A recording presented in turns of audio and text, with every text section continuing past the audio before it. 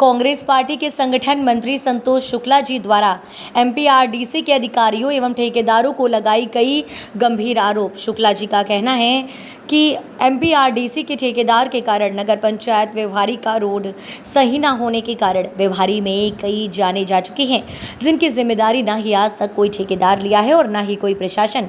मौत की जिम्मेदारी सिर्फ उसे गरीब घर को झेलनी पड़ती है, जिसके घर में मौत होती है और मासूम बच्चे घर से बेघर हो जाते हैं एवं उनके कार्य करने की उदासीन रवैये से लोग हो रहे हैं बेहद परेशान। 6 माह हो गए हैं, अभी तक रोड कंप्लीट नहीं हुई। कचबे की चाल से रोड का काम चल रहा है। ऐसे में क्या हाल होगा व्यवहारी का। कई बार गरीब जनता के द्वारा ज्ञापन भी दिए गए, मगर फिर भी आज तक कोई कार्यवाही नहीं हुई, ना कोई सुनने को कोई तैयार है। आखिर विधानसभा व्यवहारी का मुखिया कौन है, जिनके इशारों पर इन ठेकेदारों को जून तक नहीं चलता। मीडिया कर्मी अपनी जान जोखिम में डालकर गरीबों के घर जाते हैं और गरीबों की परेशानियों से दुनिया को कराते हैं अवगत, और शासन प्रशासन तक इन गरीबों की जो आए दिन घटना का शिकार होते हैं। खबर पहुंचते ही मगर ठेकेदार के सामने पैसा महसूस किया जा रहा है कि प्रशासन भी ठेकेदारों से पहले ही ठेका ले लिया है। चुप रहने का। संवाददाता संजय सिंह की रिपोर्ट।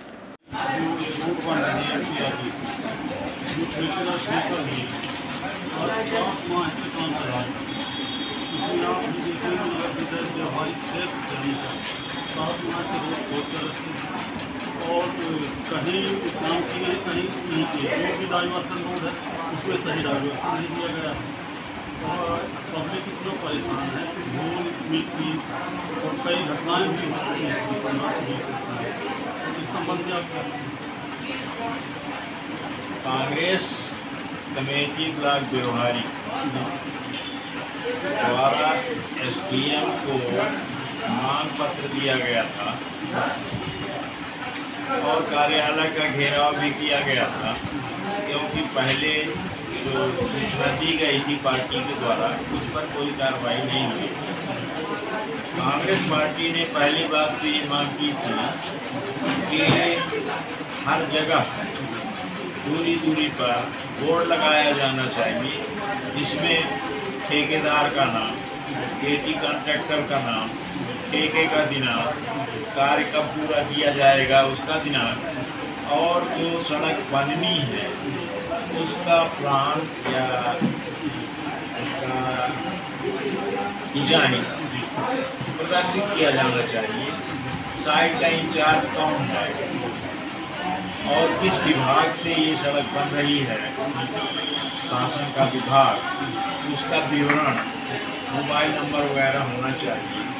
लेकिन उस पर आज तक ध्यान नहीं दिया गया। लोगों को यही नहीं मालूम हो पाता कि वास्तव में सड़क किस प्रकार से बनने का आदेश हुआ था और सड़क बन रही है जो उसकी तुलना करने के लिए कोई आधार किसी के पास नहीं था। जो मौके पर हम लोगों ने देखा तो सड़क के नीचे का बेस कमजोर था, उसमें रोलर जिस प्रकार से चलाना चाहिए तो नहीं चलाया गया था। दूसरी बात, काम शुरू करने के पहले ये देवराम के पास तक की सड़क और एटका तक करीब 45 किलोमीटर सड़क की खुदाई कर दी गई, लेकिन इसमें कोई बेस डालकर बराबर नहीं किया गया, जिससे चलने में दिक्कत हुई। साइड में गड्ढा खोद दिया गया। जब बड़े वाहन क्रॉसिंग करते थे तो उनको क्रॉसिंग करने के लिए जगह नहीं। व्यवहारी बस्ती के अंदर जब सीमेंट का कंक्रीट रोड बनना शुरू हुआ तो इस प्रकार बनना शुरू हुआ कि दूसरी तरफ जहाँ काम नहीं था उस तरफ मटेरियल फेंक देते थे और छोटे वाहन, बड़े वाहन जो निकलते थे उधर से वो हिलते घूमते गिरते पड़ते थे। 10-15 कैजुअल्टी हुई, जिसमें अनेक लोगों की मृत्यु हो गई और ये सब मृत्यु ठेकेदार का है उसकी लापरवाही के कारण हुआ। जो तिराहे, जो चौराहे, उन चौराहों पर बढ़ाकर बना दी गई और कहीं पर छोड़ दिया गया, और जहाँ चौराहे हैं वहाँ क्रॉसिंग का, वाहनों के सड़क तक आने का मार्ग वहाँ पर कोई इस तरह नहीं बनाया गया जिससे सुविधाजनक ढंग से आ सके। इस कारण से भी एक्सीडेंट हुए। बाद में जब दोनों तरफ की सड़क बनाई गई तो बीच में जो पार्टीशन दिया गया डिवाइडर के नाम पर, वहाँ गड्ढा था 6 इंच 1 फुट तक का, और जब गाड़ियाँ निकलती थी और क्रॉस करती थी तो गाड़ियाँ उसमें गिर जाती थी। अब लोग जुताई होते थे, पैदल चलने वाले, साइकिल से चलने वाले लोग भी गिरते थे और उनके चोटें आती थी। मुख्य बात यह है कि ठेकेदार सड़क बनाने के लिए ऐसा लगता था कि अनुभवी नहीं है। कहीं भी कोई डाइवर्सन का बोर्ड नहीं लगाया गया था, कहीं भी ऐसे निशान नहीं लगाए गए थे कि इस तरफ जाना है, इस तरफ नहीं जाना है, और सड़क से उतरने के लिए कोई स्लोप नहीं बनाया गया था, जिसके कारण दुर्घटनाएं होती हैं। आज भी जब पानी बरसा तो पानी सड़क के किनारे भर गया और लोगों को निकलना मुश्किल हो गया। अगर कोई वाहन वहाँ से निकलता था तो पानी घरों में घुस जाता था। सड़क के दोनों तरफ जो ये कैनाल बनाए गए हैं ठेकेदार के द्वारा, उससे न तो घर का पानी बाहर आ रहा था, न बरसात का पानी कहीं जा पा रहा है, जिसके कारण पूरा 6 महीने से यहाँ आवागमन अवरुद्ध है।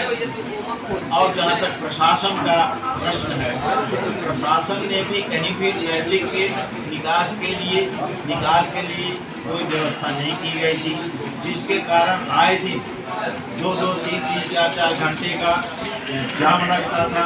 अस्पताल जाने के लिए एम्बुलेंस खड़ी हो जाती थी, मरीज रुक जाते थे, ऑफिस जाने वाले कर्मचारी, बच्चे सब ये देरी से अपने स्थान में पहुंचते थे।